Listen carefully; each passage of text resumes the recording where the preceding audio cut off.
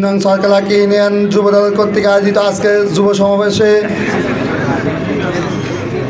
সভাপতি উপস্থিত আছেন, সভাপতি এবং প্রধান অতিথি, প্রধান বক্তা এবং বিশেষ অতিথি এবং সামনের কাতারে বাংলাদেশ জাতীয়তাবাদী দলের তৃণমূল নেতৃবৃন্দ, সবাইকে আমার পক্ষ থেকে এবং সুবর্ণচর উপজেলা যুবদল পক্ষ থেকে জানাই রক্তিম শুভেচ্ছা ও সালাম। আসসালামু আলাইকুম। আসলে একটা কথা বলতে আমি বক্তব্য দেব না, শুধু আমার সেলিম ভাই একটু কিছুক্ষণ আগে একটা বক্তব্য দিয়েছে যে উনি আলহাজ মোহাম্মদ শাহজাহান ভাইকে জীবন দশায় দুইটা জিনিস ওনার থেকে উদ্ধার করবে, উনি ওই প্রতিশ্রুতি শাহজাহান ভাই থেকে ইনশাআল্লাহ নিয়ে আসবে, এটা বলছে না। আমি বলবো ৭২ সাল ক্লাব এক সময় বাহিনীর অত্যাচারে যখন মা বোনেরা ঘুমাতে পারতেছে না, তখন আলহাজ মোহাম্মদ শাহজাহানের কাছে একটা অনুরোধ করেছে, ভাই আমরা একটু শান্তিতে ঘুমাতে চাই।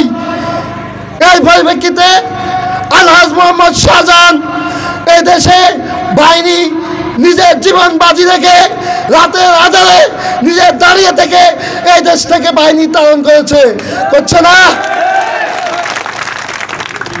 তাই আমরা সরকার, আমি জানি সরকার মানুষের কোনো দোষ নাই, কারণ 2008 সালে যেই 111-এর পাতানো নির্বাচন ছিল, ওই নির্বাচনে মানুষ মন খুলে ভোট দিতে পারেনি।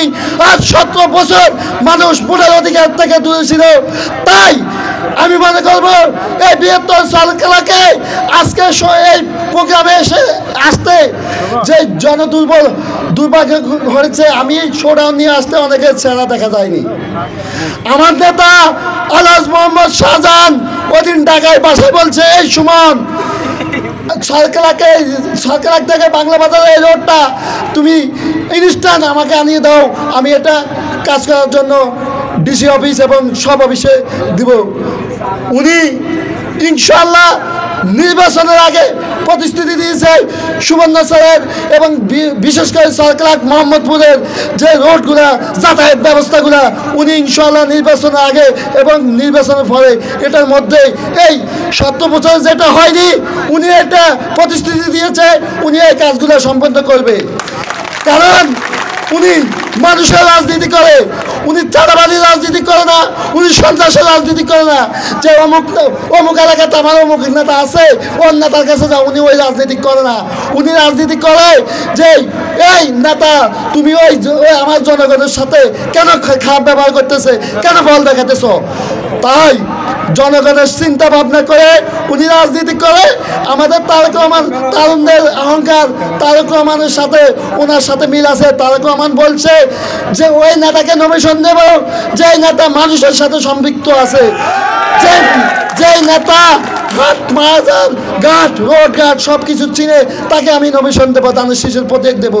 তাই আমি মনে করি ইনশাআল্লাহ আপনাদের নেতা আলহাজ মোহাম্মদ শাহজাহান দানের শীষ নিয়ে ওমরা শেষ করে আপনাদের পাশাপাশি দাঁড়াবে এবং আপনাদের দুয়ারে যাবে।